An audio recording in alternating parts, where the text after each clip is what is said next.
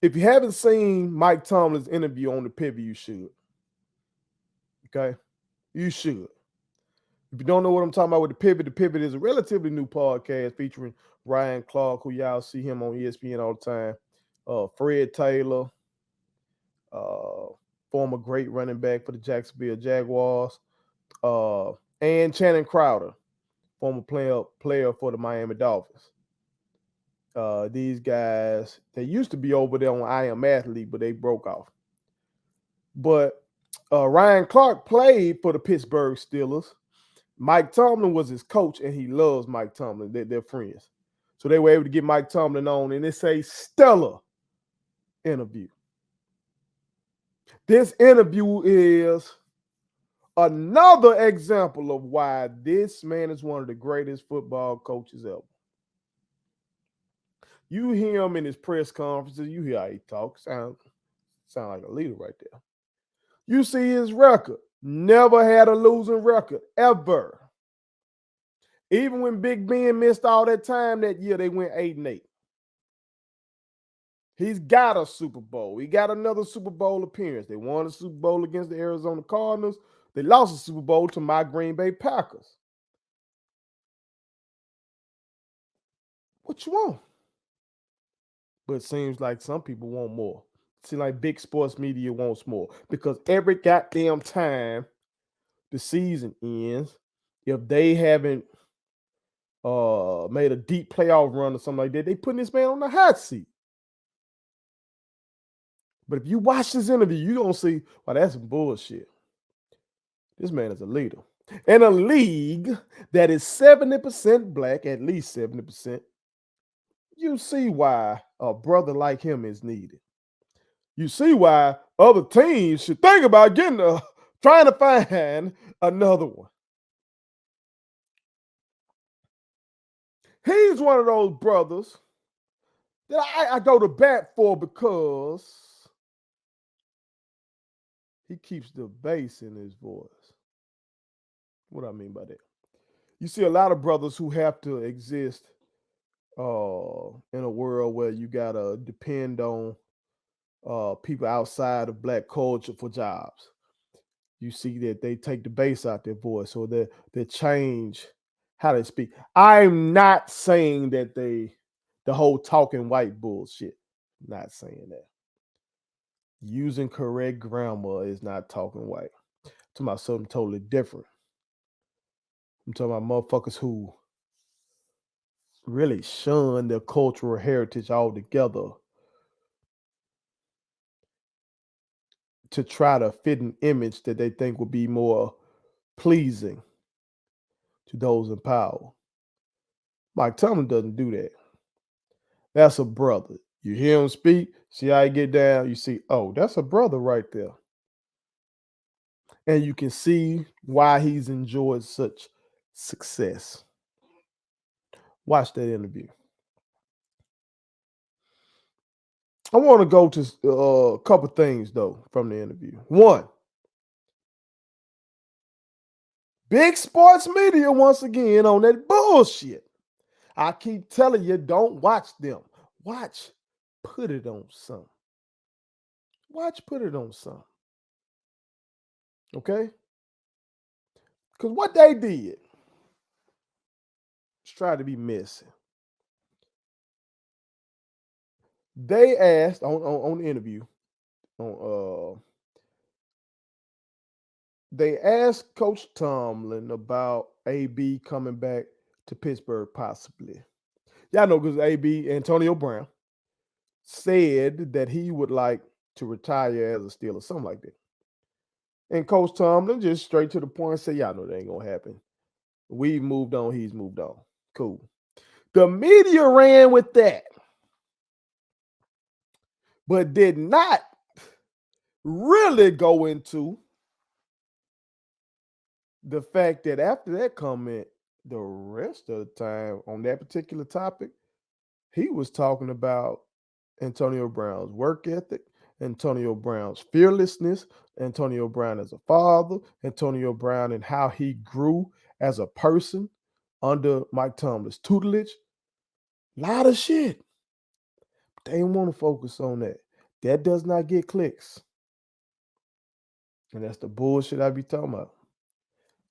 That's the bullshit some of these players be talking about who are, in this new media versus old media shit that we see Draymond Green and others arguing about. I'm gonna talk about that later. That's bullshit. Now, I'm not going to bat for Antonio Brown. And Coach Tomlin said that as well. He was like, I don't want to come off as I'm defending him, but I don't think A, B, C, and D gets talked about enough. That's cool. I ain't got no problem with that. I told y'all how I feel about Antonio Brown, the dumbass shit he talked about. Ain't no racism on him. That was idiotic. Idiotic. So I ain't going to bat for him for that or none of that stuff. But I'm just talking about how this brother clearly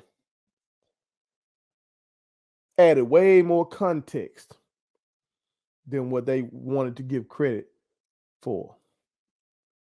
Because it's way more nuanced than that. Because when you're a coach, man, all your players aren't perfect people. All your players aren't top 10 in their class. If you're teaching, if you're coaching high school or coaching in college, all your players aren't scholars and also do all the drills right and do all your players don't do everything right.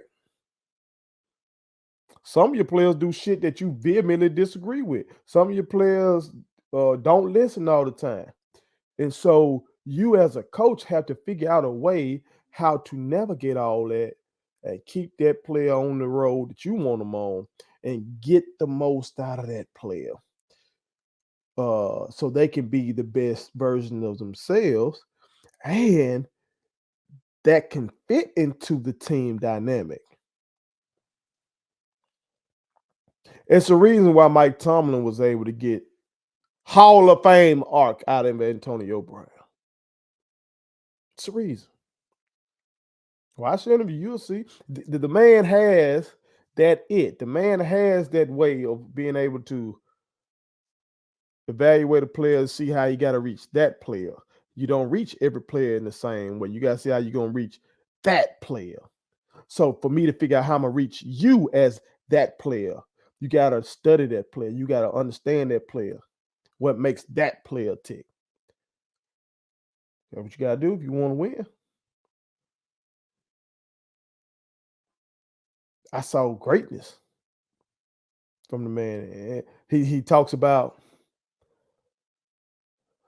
embracing discomfort, not wanting to get comfortable on whatever his resume is and what people say about him. I want to be satisfied. I've been trying to tell my real ones and anybody else who clicks on shit don't get comfortable in terms of all this real shit that's going on in this country. You have something happen and it's outrage and then folks get comfortable again. Mike Tomlin is embracing that in the football context, but we need to embrace that in the wider world. He talks about embracing this new challenge with Big Ben being gone. That's a Hall of Fame quarterback. Probably first ballot Hall of Fame quarterback who he's going to be without now. And embracing that challenge. You know what I'm saying?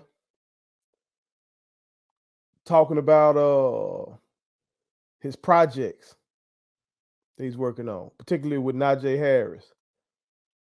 Trying to cultivate that young stud running back into a team leader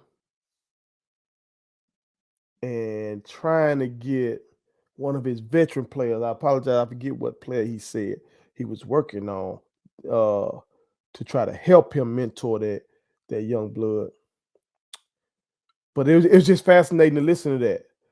You know what I'm saying? He talked about talking to Najee Harris about things other than just football. Like it was around Christmas time, and Najee Harris didn't have a Christmas tree up or any ornaments and nothing like that. And he was trying to tell him, bro, you got to live a full life. But the veteran player that Coach Tomlin was trying to get to help mentor Najee Harris went ahead and sent a Christmas tree to the man's crib, to Najee Harris's crib, ornaments and everything. See, little shit like that plays a role in on-field performance. Everything that a coach does, not just the X's and O's that y'all be thinking about. It's not just calling the timeout when y'all think. It's not just saying go for it when y'all think. It's a whole lot of shit from the psychological standpoint of building these players up that goes into winning a ball game. And Coach Tomlin embraces that.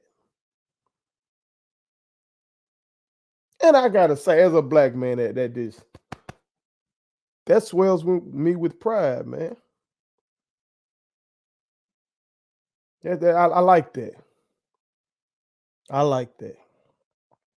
Because I keep telling y'all, it's one of the things that people keep when we talk about racism in America. The key component of it is that we as black people can't think. Can't think, you can't lead. We're called a backwards people, and that Africa is backwards, savages and barbarism. That being enslaved in this country elevated the American black man and woman. This is the fucked up thinking.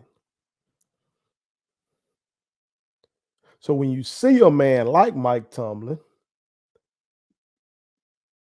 leading not just a team, a flagship team of the NFL,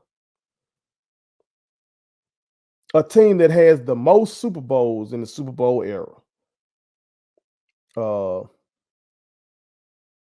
tied with, excuse me, New England Patriots, tied for, Patriots fans be shout out to my young boy Justin Kelly. Okay, my bad, Justin, and all other Patriots fans. They got 6. Pittsburgh Steelers got 6. It's a storied franchise. Yeah, Cowboys is that one, America's team. Biggest fan base. Them damn Steelers travel to them terrible be everywhere. And this man is leading that team, bro. Whew. They've had 3 coaches in their history, bro. Chuck Noll, legend. With that 70s dynasty. That's him. Got 4 of them things. Bill Cowell. I know the jaw. Stern look. Him and Jerome Bettis and Kevin Green and Greg Lloyd. All them boys. And now, Mike Tomlin. I wonder if you're a real one from up there in Pennsylvania, Pittsburgh. Let me know. Does the community up there embrace Tomlin in the same way that the community idolizes Coach Noel and Coach Cowell? For real, I want to know that. I want to know that. Because America's so fucked up, you assume that they probably don't. But maybe I'm wrong. I hope I'm wrong. Let me know if you from up that way or you got kinfolk up that way or something like that. Let me know for real, for real. But this man is one of those ones, y'all. He's one of those ones. If I played football, I would have liked to play for him. For real. Anybody get a chance to play for him, they blessed. You see those players, watch those guys interview him. Now, again, Ryan Clark played for him. Channing Crowder said, man, if I had played for you, I would have been a Hall of Famer. Fred Taylor wanted to play for him. He's one of those ones. He should be mentioned as such. All right, Belichick is Belichick. But outside of Belichick, ain't nobody else better right now. And I stand on that. And you might be able to say Belichick ain't even got him because streets say Belichick was recording them folks. Or some of the streets say, hey, the credit should go to Brady. It depends on your perspective. Okay. But I know Mike Tomlin is one of those ones. So go check out that interview. Shout out to the Pivot for putting out dope shit. And shout out to Coach Tomlin for being a real one. Put it on something. My kids wanted me to tell y'all to make sure you subscribe to my YouTube channel. Follow me across all social media platforms. Like the videos and share them. Did I forget anything? And turn on the post notifications. Y'all heard them. And also, visit Statement Tees, LLC.com and shop with us. That's Statement Tees. Every t-shirt you wear makes a statement.